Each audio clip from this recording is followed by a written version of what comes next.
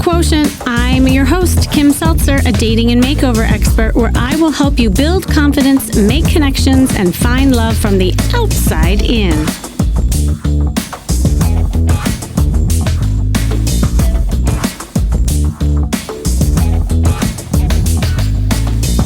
Okay, so you are on a date and you are completely prepared. You have read all the dating etiquette books, you've listened to podcasts, you created charts for your dates, and have analyzed all the data on your date's profile. However, when you go on the date and as the evening progresses, you kind of struggle to have fun and let go and get a little personal. And you keep going over, things in your head that you need to say and get across. And then you're left with kind of this dry and boring factual conversation. And then at the end, your date thanks you and said, "Oh, it was so nice to meet you, but that they didn't feel the chemistry and even a deeper connection with you." Does that sound familiar? Look, dating can be a complex dance of emotions, desires, vulnerabilities. And while some people naturally navigate this with ease, others find themselves facing unique hurdles that hinder their ability to fully engage on an emotional level due to being a little more left brained and who often grapple with the intricacies of dating and relationships. So, overthinking, difficulty expressing emotions, and an outcome oriented mindset are just few of the challenges that a lot of left brain analytical thinkers encounter when it comes to matters of the heart. And if you are one of those, you might excel at that logical reasoning and problem solving. But when it comes to dating, you often find yourself stuck in your head, disconnected from your emotions, and being in the present moment. And as an analytical thinker, you tend to approach dating with a checklist mentally, seeking predictable outcomes and clear solutions. The inherent uncertainty and spontaneity of romantic connections can be unsettling for you, making it difficult to let go, be playful, flirt, and embrace the unpredictability of love.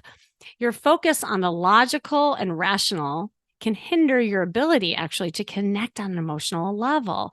And that leaves you and your date feeling maybe somewhat detached or even misunderstood. Now, I've worked with a lot of you left brainers, and there are specific challenges that you might have when you are dating. The first thing a lot of times is that overthinking. You have a tendency to overanalyze situations and second guess your every single move. And because of that, you might become trapped in your head, constantly evaluating and calculating your actions, which then hinders that spontaneity piece and natural flow when it comes to dating. The second thing is you might have difficulty expressing emotions. So you may struggle with expressing your emotions openly and effectively and find it challenging to articulate your feelings to convey that vulnerability, which can create a barrier to building emotional connections with your potential partners. The third thing is being outcome oriented. You often approach dating with a results oriented mindset. And the problem with that is that when you're focused on achieving specific outcomes or reaching predetermined relationship milestones, that detracts you from just enjoying the journey and getting to know someone authentically. And yes, that leads to the next challenge, dun, dun, dun, dun, flirting. Yeah, I mean, the lack of playfulness and flirtation is the next challenge because you have that analytical mind. You may find it challenging just to let go, relax, engage in a lighthearted banter or that playful flirting. And your preference for logical and serious conversations can sometimes inhibit that fun and excitement that comes with the early stage of dating. Now, with that, I know that there's been a lot of complaints from some of you where there's that lack of sex appeal with this dynamic and why your dates maybe are often left with not feeling that chemistry and you often get plopped into the friend zone. The other challenges, inability to let go and be present, over kind of reliance on logic and reasoning. I mean, there really isn't logic when it comes to love, and while logical thinking is valuable in many other aspects of your life, like maybe your career, what you do for a living, it can limit you when it comes to the emotional depth. And the overemphasis on logical analysis may cause you to overlook or dismiss important emotional cues. You also might be too focused on like that professional and personal goals. That again, it's that outcome oriented thing that happens. And that might overshadow the needs and desires of other people because you're just like set on your goals. And the last thing that is really common that I see is that conversations tend to be a little more factual versus feeling based. So again, instead of this kind of like fun personal conversation where you're sharing stories and experiences, your conversations are laced with factual tidbits. And again, like there's this disconnect and disinterest that happens in the end of the date. So here's the good news. I don't want you to feel like, oh my God, am I doomed? No, left brain are actually amazing partners. And a lot of studies have shown that. But the skills to get to that relationship is what is needed. And you can learn this. That's the beauty of this. I always joke, I can't teach IQ, but I can teach EQ and some of these things so that you left brainers can be a little more right brain. You just have to learn how. Now, today on the line, I have a man who refers to himself as Data from Star Trek, which I crack up on. And this guy has a sense of humor. You'll hear. And as an extreme left brain analytical thinker and a divorcee, he is struggling to make emotional connections and build chemistry as he's trying to get out there and date. He has been trying to crack the code on figuring out how to flirt and be vulnerable, but has been trying to do that in a logical way, which just hasn't been working. I hope I can help him get out of his head so that he can get into his heart and connect with someone fabulous that he really does deserve. He's a great guy. Welcome, Jeff. Are you there? Yes, I am. Well, hello there. And how are you? I am good. How are you feeling right now? Oh, a little apprehensive. Yeah, I mean, love I nothing like putting me on the spot or anything. well, that's what you're here for. And again, I love that you kind of started with an emotion. That's great. Well, Start. that's my second word that I know. Well, I hope that I can build some of your feeling vocabulary, but it's a good start. Thank you for hopping on and being vulnerable. I mean, here you are. It's kind of meta for what we're talking about here is you're being vulnerable and putting yourself out there here on a podcast, but also just I think there's so many people who struggle with this, and I just love that you're on. So maybe you could share a little bit. I mean, I did a little bit of a recap, but tell us more about, who you are and what your dating journey has been so far and some of the challenges you've been having. So my background is I have a degree in chemical engineering and have been working in a technical industry, mostly IT, for 45 years. So I've worked mostly with men and women who understand highly educated technical men. So when I get out into the real world, it's kind of like a deer in a headlights for me. It's what do I do now? So I'm highly introverted, but in the Army, I was a sergeant. And through my career, I've been team leaders, supervisors, and the last 20 years, I did mostly project management. So I worked with a lot of people, and I had to force myself to become more social. And in the end, my manager liked me because I was able to take a team and bring them together and get them to work together and actually enjoy working together. So that means to me that I have the social skills in a professional environment. I just have trouble bringing that to a more social environment with women that are not familiar with that sort of environment. Yeah, yeah. Well, and that makes sense. And I know you and I talked about this a little bit is that when you're in a role where that's where your confidence is and you have a purpose, sometimes it is easier, right? Because you have that kind of script and like you said, the other people have the knowledge of, you as that person. Whereas like out in the wild, yeah, like no one knows that. And it's hard to kind of like just be that way just for the purposes of being you.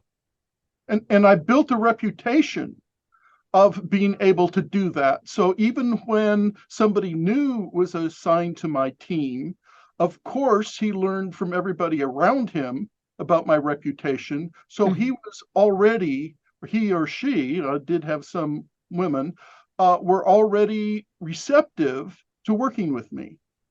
Yeah. So yeah, really. I mean, and that helped probably make you more confident. I'm very confident in my professional arena of what I know and what I can do. You get me out of that, and then one little thing goes wrong, and I crumble into dust. Oh, okay. Well, so let's talk about that a little bit. So what happens then when you're out in the wild in the world with women? First of all, I don't have the same kind of successes that I had in my professional world. So I'm guilty of comparing my social life with my professional life. They're entirely different, but my expectation is, at least in my subconscious, is that they should be the same. And they're not. My logic can understand that, but my subconscious doesn't. Right. That makes sense. So then what happens when you are on a date with a woman? What are the challenges that you see?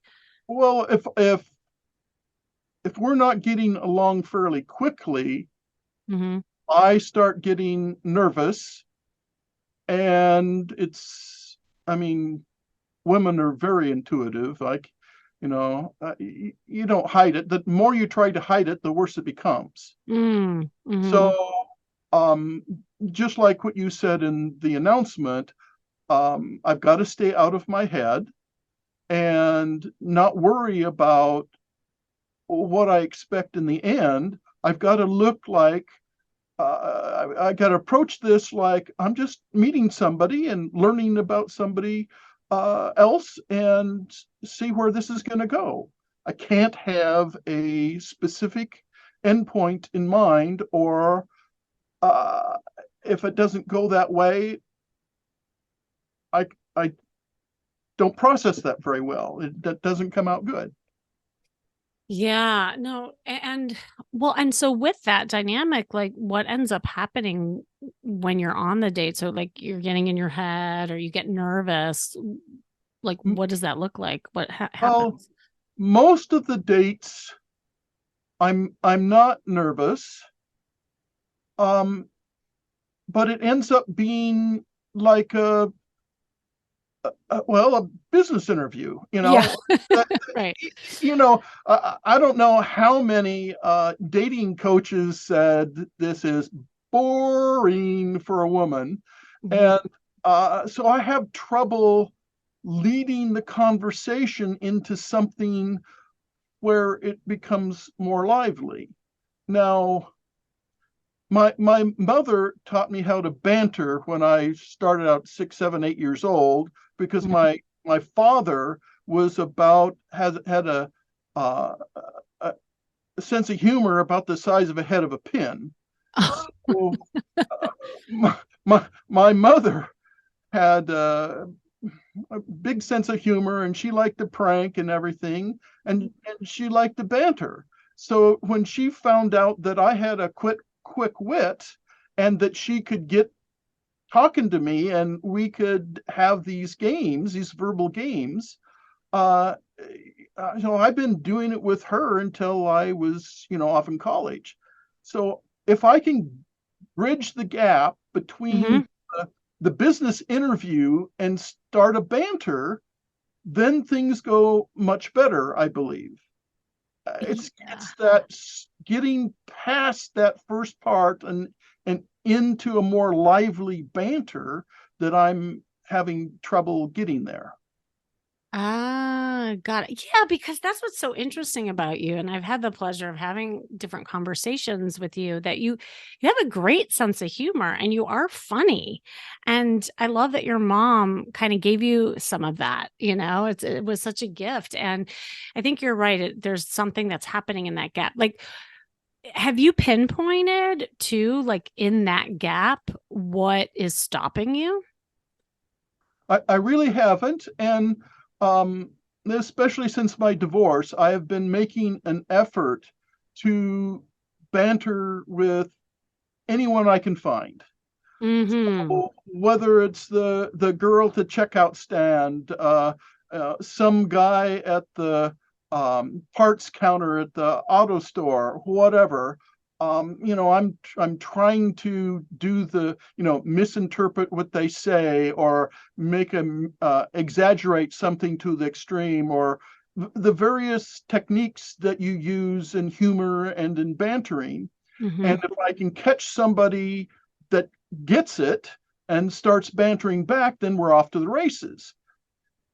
When Yeah. I've done this at my dates, I fear that they're either not that interested or they're so scared they're not responding naturally. I don't Mm. know. You'd have to observe several before you could come to a determination, but that's my analysis, even though that's way out of my wheelhouse. Yeah. Well, but I think you're aware of some things for yourself and like with that, are you aware, and I think you had mentioned a little bit when you and I were talking about your body language and the nonverbal signals? Well, certainly when I'm worried, nervous, and whatever, Mhm. my body becomes real rigid. And, again, somebody that reads body language can tell that I'm uncomfortable. But generally, if I can find somebody that I can banter with, that relaxes me because I Mm. feel that I'm building a connection. But if I can't get going with that, Yeah. then especially after several tries and it's not going anywhere, I start to get worried and get stiffer, you know, Yes. more Yeah. rigid. Exactly. No, it's like it's a rabbit hole, that you go. Yep. Yeah. Yep. Yeah. I still haven't found the white rabbit yet, but the Queen of Hearts, I've just gotten a view. See, there it is. That sense of humor right there. We just found it. Now, what caused you to find that just now? Because I felt safe. Ah. I wasn't, yeah. The thing is, a sense of humor can, what you say and how you do that can be offensive to some people because if you don't have an edge in it, then it's not going to catch people and get a reaction. So I have to be careful to have an edge, but not too much of an edge that I offend somebody. And I have to live with the fact that I will offend people. Hmm. Um, and they have to understand me well enough that I wasn't intending to offend them. Well, let's talk about that because I think we're like kind of getting to something that is a big thing that is stopping you, and that is this notion of safety and like what other people think. Like, where's that coming from? So you want me to jump out of an airplane without a parachute, and you're going to tell me that somebody is going to give me one on the way down? That Hmm. doesn't feel safe to me. Have you experienced like maybe in the past or when you were younger where it wasn't safe and things happened? Were you bullied or like I'm just trying to understand where that's coming from. I really don't have an answer for that. I mean, yes, I was bullied, but Mhm. in talking with my parents, um, I'm basically they came up with sticks and stones will hurt my bones, but words will never harm me. So they said some of the best ways to deal with a bully is ignore them. If you Mm-hmm. don't have a reaction, they're going to give up because they're trying to intimidate you and they're trying to make you react. So it makes them look powerful. But if they don't get a reaction, they got nothing. So how many times are they going to try? When you're not and you don't react to them, they're going to go away. So that's what I did way back in grade school. Mm-hmm. What about with women? Like, was there some rejection back then? Every guy has got a long list of rejections. So Mm-hmm. What was I it for don't know. you? Well, I had rejections. I mean, but nothing really stands out to me that would have crushed my soul or anything. Mm-hmm. Um, I certainly, when broke up with some of the girls, I certainly felt sad for weeks and months, but I got over it. I don't feel that there was any residual. Mm-hmm. Mm-hmm. Yeah, and sometimes it doesn't have to be like a big incident or like something large. It could be cumulative, over time. And certainly with the divorce, I mean, this happens to everybody. Like, people's confidence gets shot after divorce. It happened to me too. I share my story all the time. And that can make you more reticent and a little, hesitant too when it comes to like putting yourself out there or offending someone. And then what happens is it gets like all the other experiences you had like earlier just kind of kicks up, and you may not even be aware of it, but I just wondered if you've ever thought about the connection there. So I've been married twice, Mm, and both of my ex-wives, when I've told them something that I felt made me feel very vulnerable, mm-hmm, uh, both of them at various times and in different ways ended up using that against me.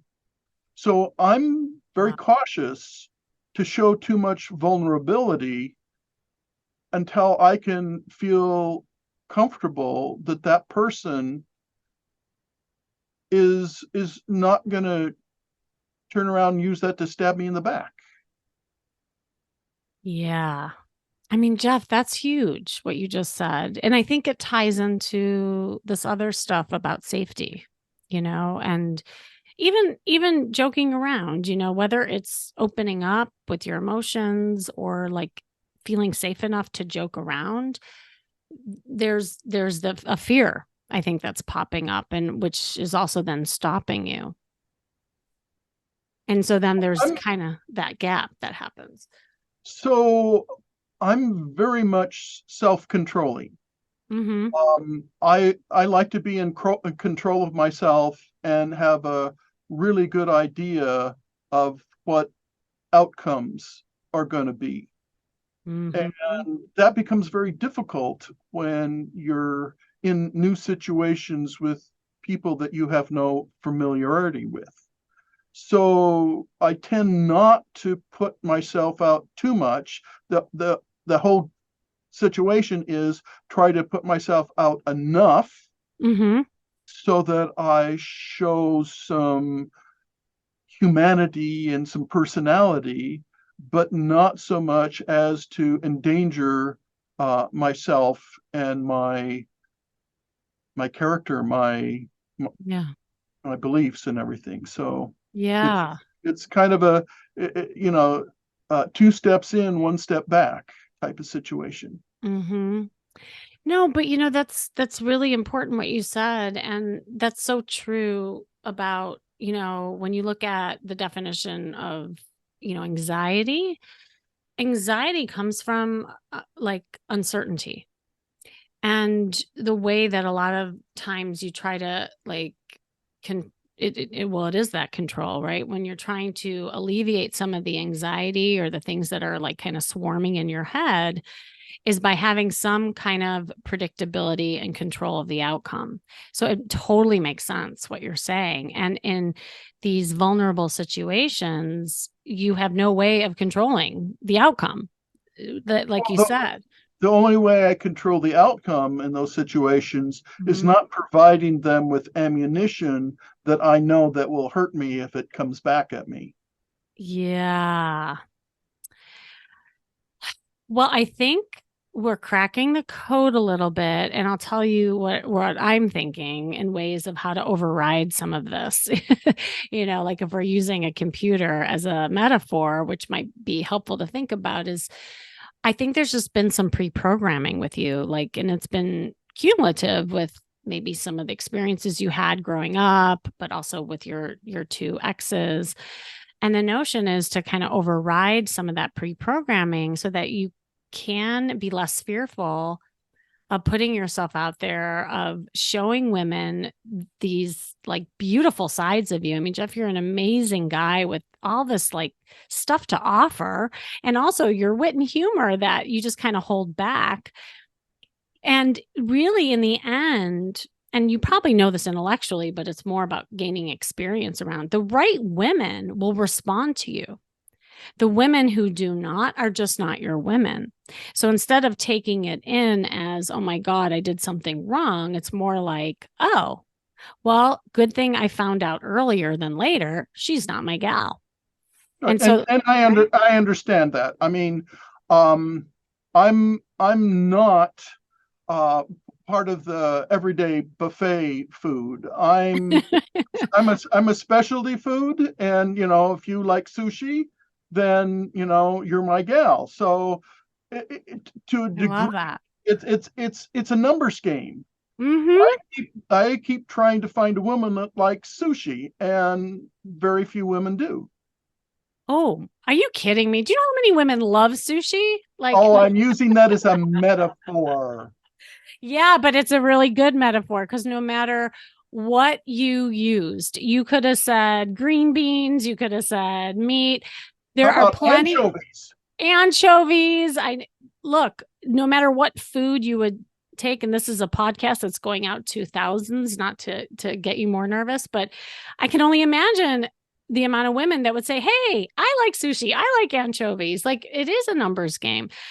And Yeah. that's exactly the point. And I think this might be the key to your kingdom and ways of like closing the gap, so to speak. And so let's get into some ideas then for you because I love that you're practicing. You said you're like kind of going out. Like tell me more about that and maybe we can just like narrow it down a little bit more to build your confidence. Well, I don't seem to have problems Mhm. when I'm not worried about some sort of outcome. So, Okay. when I can go up to a beautiful cashier and um, make some offhanded comment to her that makes her turn her head around and look at me and say, what do you mean? Just something to get something started, Yeah. and then go on with my banter, and I as long as she's playing the game, I can do good. But and I don't just pick beautiful women. I do it with guys. I do it with old people. I do it with young people. Just anybody I can practice. It's fun for me. Okay. That's awesome. So Okay. So wait. you So know okay, so that's good. When is it not now. fun? When are the stakes higher? Well, apparently my subconscious gets in my way Hmm. when it's it's a woman that I'm interested in. Okay, so how do you like where do you see those women? Are they like online? Are they like out and about? Are they everywhere? Well, especially since of the pandemic, most of my um, dating exercises has been through online, and then Okay. agree to meet.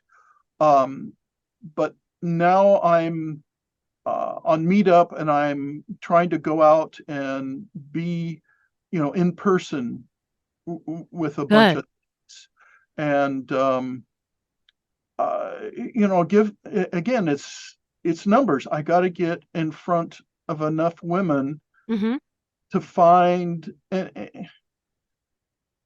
I'll call it chemistry, but it's more than that. Uh, it's a lifestyle. It's a intellectual level. Mm-hmm. It's beliefs and values. It's all of this stuff wrapped in. But first of all, uh, she has to be willing to start the dance with me. Yeah. So if I I can blow it and make some um, what I think is a funny comment and offend her, and so we never get started. But I've got to accept that I'm not everyone's cup of tea, Mm. and as you pointed out, that if if it's a woman that's really interested in me, I can make mistakes and she will accept them. So if immediately she's not interested and doesn't take the bait, I need to say, well, I didn't waste time with her. That's a good thing. So Yeah. I look that as a more positive thing rather than trying to soothe my ruffled ego that I didn't make contact with every woman that I talked to. It's just a ridiculous outcome, even though my subconscious is driving me that way. Yes. I've got to So, teach it reality instead of some fantasy that it seems to have. yes. Okay. So no, this is really good. And you're thinking exactly kind of like along the lines of what I was gonna suggest to you. And that what I'd love for you to do is to create a system because I'm sure that you like charts and Never, never seen a spreadsheet that I didn't like. right, right. So let's create a spreadsheet. And what I want you to do is in the different columns, you're going to create different categories for yourself of places that you can go where the stakes are high of women that you are finding attractive. Like you said, there's a lot that goes into attraction. Obviously online, you have a little more information. Out in the wild, it's probably the first hit has to do with the way she looks and then, obviously a conversation from there. But I would love for you to like going to the gym, create a schedule for yourself where you're doing this on a, I'd say start out 3, 4 times a week where you're going online, you're going to meet up, you're going to the grocery store, like the different settings. And I just want you practicing closing the gap and being you and not worrying about the outcome. The only outcome that I want you worrying about, and so I'm replacing your outcome that you have in your head. Your outcome is to flirt and have fun with these women and joke around. And if you accomplish that, you're going to go back to your spreadsheet and you're going to mark yourself a point and then write down how you felt afterwards. That is your outcome. That's it. Don't think beyond that. It's not, has nothing to do with whether she likes you, has nothing to do with she's going to be your girlfriend or your wife or anything like that. I'm trying to like shorten the outcome for you because it's okay to be outcome based because I can't get rid of that for you. It's just you. You are outcome based, but I can shorten it to have it be way more present, way more fun. And then once you conquer that, then you can move on to the next thing. But do it like So gamify it for yourself. So just do it like in steps.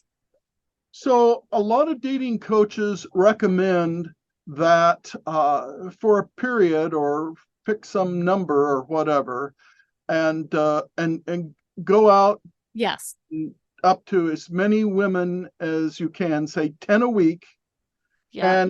and walk up and ask them to reject you. Basically, what the game is keep doing it until you get 50 rejections or Mm-hmm. whatever it is that it will so numb that part of Right. your belief, your experience, that it won't be a problem for you anymore. So, do you have thoughts on that methodology? I mean, that's great. It's similar to what I'm telling you to do. I just would love for you to systematize it a little bit more because that's a little bit like, all right, just go out and talk to 50 people. I wanted to get more narrow with you because it seems like you're fine with the banter when the stakes aren't high. So we Well, need to get you more comfortable with women who you're attracted to, right? so a lot of it depends on finding a woman that wants to play the game with me.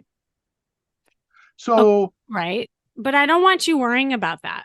So you're already worrying about what we don't even know yet.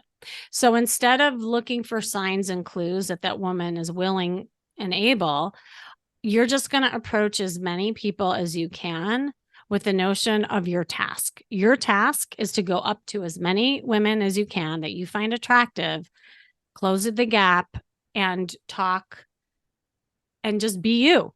Like you're like how you are on this podcast. It's fabulous. It's fantastic. And just do that. And to your point of what you heard a lot of experts saying, it is a numbing kind of thing because the more you practice, the less you'll care about the outcome and the rejection. You'll build resilience with it. And guess what? You'll probably get some great conversations out of it too. And maybe someone you even want to move on with because we're taking away of the expectation of that. You see what I mean? The only thing I want you to focus on is the task at hand. And that's the outcome. And then you'll do it for a period of time. So, like, you can do it X amount of a week. So, say like 3, 4 times a week for about 3 weeks, 4 weeks, and just see how that feels. And then after a month or after 3 weeks, then you up the ante. Like, maybe you're ready for, you know, something where you're engaging in a 15-minute conversation or, you go out on dates with more women like that. And that's the thing, like you just kind of build from there. And yeah, like I really think it's just the kind of practice thing. It's just like how your mom was with you because you told me that history has it that works. Like when you had some practice and a little bit of a script and a gamified type of situation, you were able to do it and overcome it and deal with the bullies and deal with wit and humor. We're just applying it over to this area of your life. You already have it in your career life. Now we're just putting it in your personal life. practice builds confidence, and Yeah. well-known fact. So, how much practice is dependent on each person, Yeah. and I think that again, if I can break through this, Mm-hmm. uh, it's going to be a one and done kind of thing. So, uh, Yes, I believe that too. I think this is what's tripping you up right here. Is this kind of like you called it a gap? I don't know. Well, so what do you think about how do you feel about this? well, I'm wondering if I need to apply for my therapy license because, Yeah? Well, what makes you think that? well, I mean, I've come up with as many things as you have. I mean, I think we're about co-equal on this. I love that. And I see and I like that you're assertive and confident with that. We came up together as a team and that is what should happen, and you need to buy into it, right? Like so I could tell Well, you a bunch of things. how much is it going to cost me, and can I use Monopoly money? No, you cannot use Monopoly. I don't take that. It's not good here. How about Russian rubles? No, you know what's good here is that you have success. That will be the best return of investment for me and all the listeners here. So like I would love to hear if this works for you. And I just love that you came on here. And Jeff, thank you so much. I hope this helped. I don't think it could hurt. Okay, I want to reframe that because that could come across as negative. So can you say that in a positive reframe? As I said earlier, the more practice you get, the more confidence you get. And you feel how by doing that? More confident. Yeah, exactly. All right. Well, Jeff, thank you again. And good luck to you. I hope this helps you. Okay, And thank you. you're It's been, welcome. You're and it's been fun. good. I'm glad. And this is how it should be. Dating should be fun, and also like getting over things should have, more of a feeling of hope. So I hope you listening also did that today, and thanks for joining me. This has been the Charisma Quotient. I am your host, Kimmy Seltzer, and remember, you can build confidence, make connections, and find love from the outside in. And if you want to know more, make sure you go to my site, kimmyseltzer.com. And if you are analytical in your head, an overthinker, and that is all affecting your dating life, hop on a call with me so that I can help. Imagine getting some ideas of breaking the cycle you have been dealing with for so long in one call. Just click the link you see in the show notes and book it. And remember, working on you is working on your dating life. That's all for now.